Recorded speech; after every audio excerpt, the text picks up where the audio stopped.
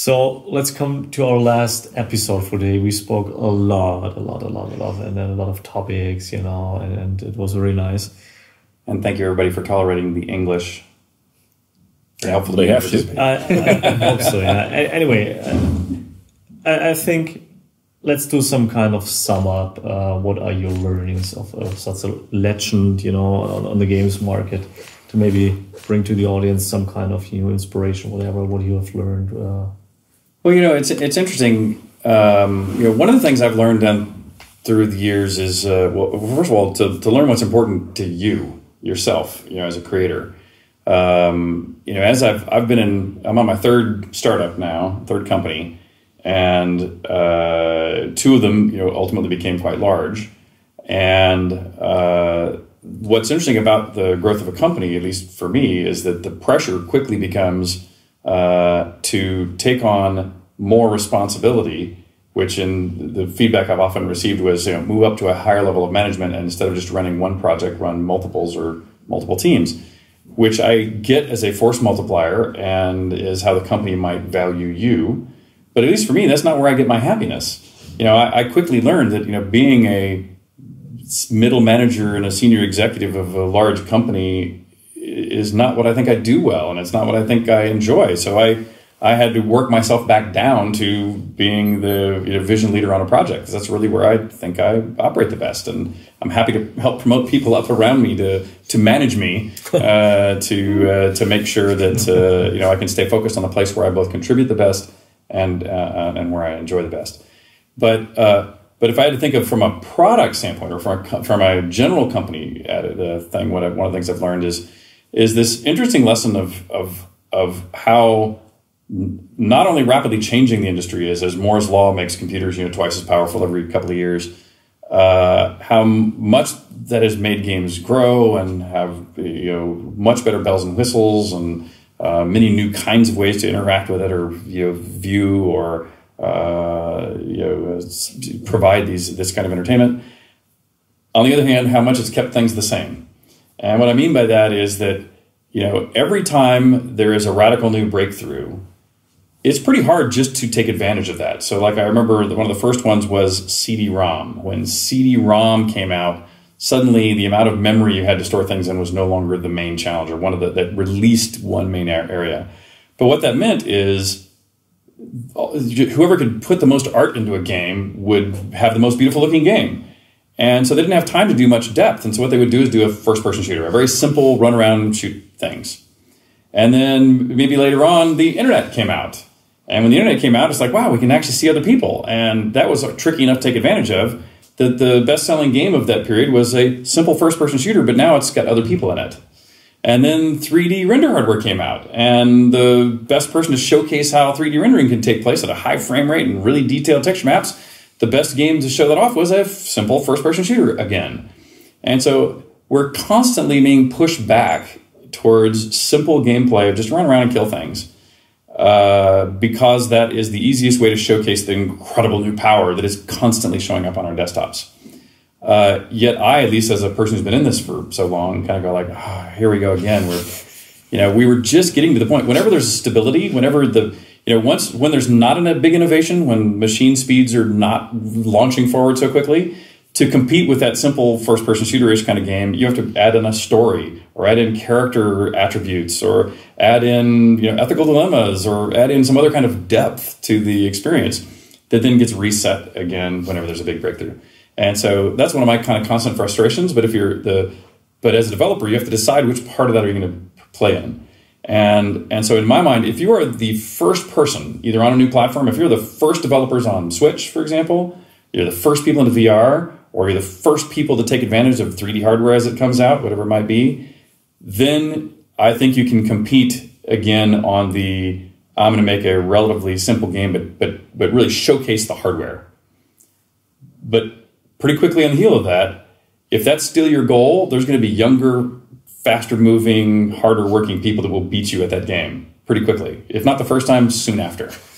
And so I find it safer to let other people fight over that turf, even though that is often the most successful turf, if you happen to be the 1 out of 1,000 that makes it there.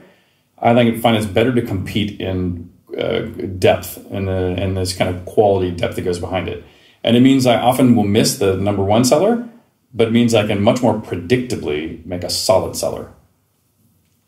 I think it's a good approach. How do you see that? I mean, well, we don't, following up that, we don't care too much about being like the best in something, number one game, whatever. We've been around for so long that we're all about longevity of the products, and we're pretty good at that. If you add all the revenue that we made with Travian over the last 14 years, then all of a sudden, if you condense that into maybe year or two, and call it a product, and call it a product, which it actually is, then I think we'd be doing pretty damn good. Exactly. So that's more the way I see it. So we don't have to, we don't aim to do AAA quality and so on. And that's what we learned. You don't have to have all the bells and whistles that you're talking about. It's really about making something that can stick for a while. And that's what we've definitely learned as a company. It's what I've learned over the last couple of years. And we want to keep doing that. The one thing that's very important to me, and that was probably my biggest learning, is the importance of teams and keeping teams together. So that's, it's something that is so important to me that whenever we decide to not continue a project or make a big change there or scale down a team or something, the first thing I always think about is how do we make sure that team can stay together, or part of that team can stay together and work on something new, because that is what ultimately helps you make fewer mistakes and grow like a bond within that team. And that is super important to us as a company, and that's how I see the future for us, at least like the immediate future, the next 1 or 2 years. I want to form more of those strong teams, because then they can pretty much tackle whatever challenge we have in our part of the games industry. But if we don't do that, if we constantly let people go, get people on board, and always have, it's kind of hard to stay kind of stable in that environment. So that's super crucial from my point of view. I was going to throw in a compliment to Handy Games too, that when I was looking at some of the work going into Townsman, there's a lesson I have tried to learn, but have not done nearly as well as what I see you're doing right now, that I'll comment about, that I first saw in Worlds of Warcraft. When you look at the original Worlds of Warcraft when it shipped, it didn't push the hardware particularly hard.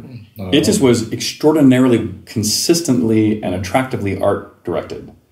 And I always find that in my quest to make everything as real and interactive and work with itself, I am prone to be wasteful in my detailing of art and objects and other activities that then bogs down the machine in some way. And even Shroud of the Avatar has that problem to some degree. And one of the things I really enjoyed about Townsman, both on the VR play as well as the other, and just watching your artist work, is how I could, when we zoom in and zoom out, take whether it's big picture, micro picture, you can see that consistent approach to having I presume you've had a very good art director who has sat down and not only said this is the visual style we're shooting for, but you've had a good technical art lead who has said, this is the polygon density we're looking for, here's the palette we're looking for. And so you could, everywhere I went and zoomed in and looked in and out and around, it was consistent. It was aesthetic, and it was evenly applied through the whole scene. And I at least find that hard to do and important to do, because and I miss that mark a lot. And I think a lot of other young developers also miss that mark. They'll either be all over the map in style, or they will just burn a bunch of texture or poly or item density that will then burn their budgets to keep frame rate and load times and other things well managed. Anyway, so kudos to you guys. I think you did a great job of that. Yeah, actually, I'm enjoying it. And it's hard to do well. Yeah, I think you guys really enjoyed it, and I think this is also a problem for us, because I'm the PO in the project. Okay, to say, okay, when do we stop this kind of detail, this kind of you can do, and if you expect in this game in a certain amount of depth to go into, you can do anything what you want, but when you have to say, okay, for the first release, you push it to the players out there.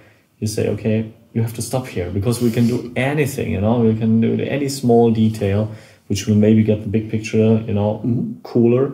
Well, it's a discussion that we have at our company right now, and it's one of the learnings, because we started with that. One of the learnings that we made over the last couple of years is that our games that we made, including Travian, have been a little too boring from a visual point of view. So we're now trying to improve that with new games that we make. It definitely doesn't apply to the client games we'll talk about right now, like Shroud or Crowfall. But for all our web-based games, we definitely want to do something about it. But we have that exact same discussion: is how much is too much? How far do you have to take it? Because obviously it increases production costs, and also at some point it is not required. You know, people want to see a little more. They want to see a game that is visually appealing, but they don't need like all the details all the time. So that is kind of the balance that we need to find. Like, how do we make sure that the complex nature of our gameplay stays in the foreground, and we support it with something that is just visually appealing to people.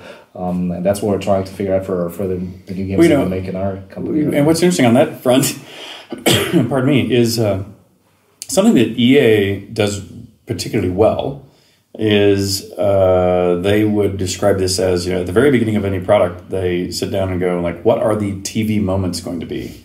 And it's a little easier to pull out with a sports game because, which is a lot of their bread and butter, because you can literally imagine in your mind what you like about watching the Super Bowl and go, you know, it's spiking the ball in the end zone, the little dance you might do, or the close-up camera of a big tackle. And so you're like, okay, well, let's just make sure that a game has those same celebration moments, because they'll make good demo reels, and it really will enhance the gameplay to give you that same adrenaline pump that you get after watching on television.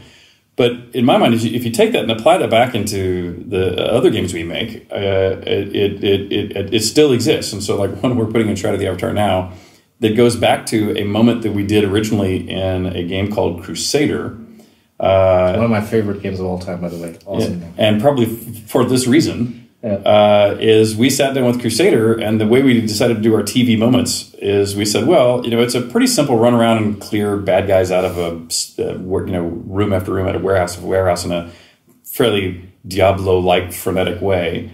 And so we said, well, you know, one way to get those moments is with how people die. And so we very purposely went in and put weapons in and death sequences in that were way over the top in either gore or humor. And so, you know, if you had a flamethrower and you hit somebody with it, they would scream in bloody murder and run around as they slowly charge, leaving, you know, flaming footprints behind until they fall dead and turn into ashes.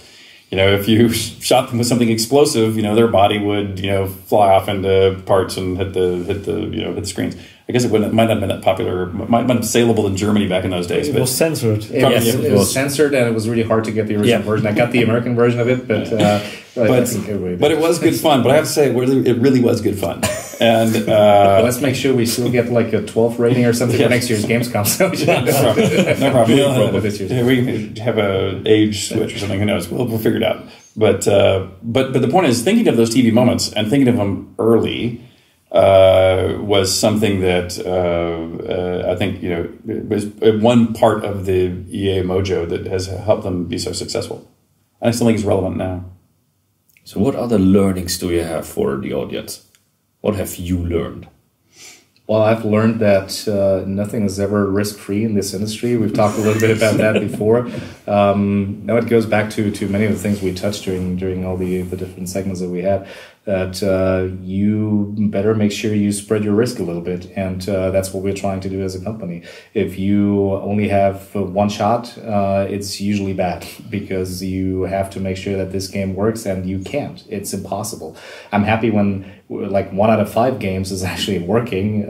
Usually it's more like 1 in 10 or maybe 1 in 1,000 or something for some of the developers out there. So that is why I'm saying this is one of the most important lessons. Always stay humble.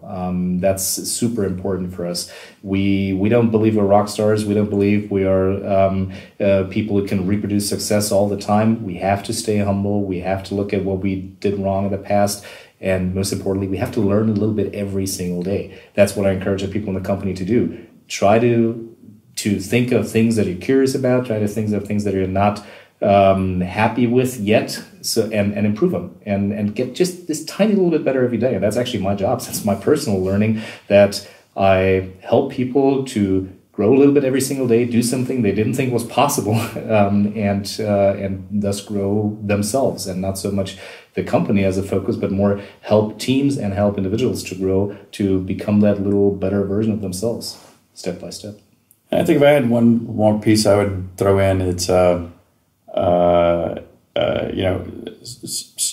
up with your brilliant innovation through research outside of your field. We mentioned that a bit previously.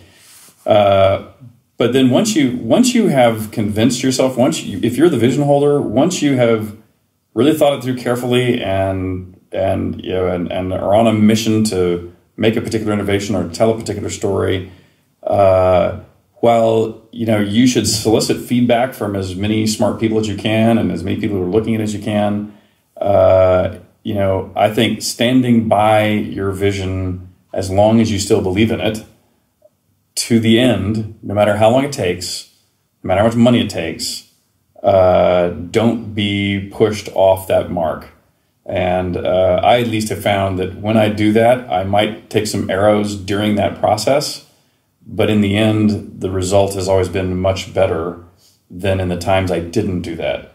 If I did the thing, if I was convinced to do something because I was being a good corporate player versus, but I didn't really believe it personally, it was universally a mistake. And people feel that. I can see from the other side that we have game teams that sometimes ask, how do you want us to handle this?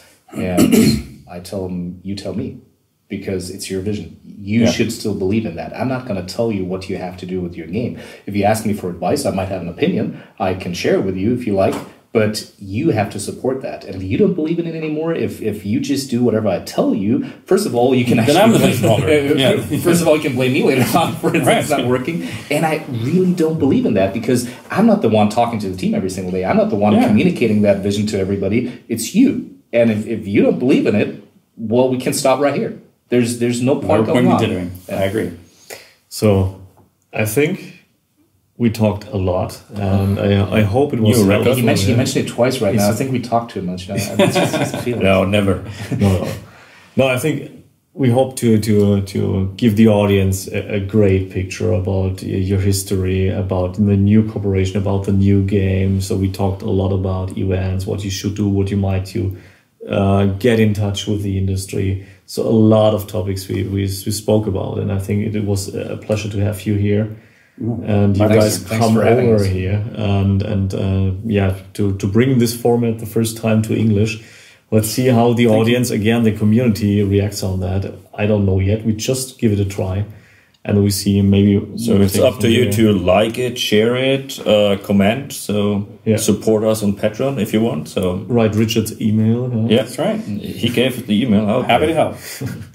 And if it doesn't work at all in English, I probably have to translate parts of that into German, and you have to make you learn German. So next time, good luck with that. I have to learn French because of my French wife. I have to learn German. Okay.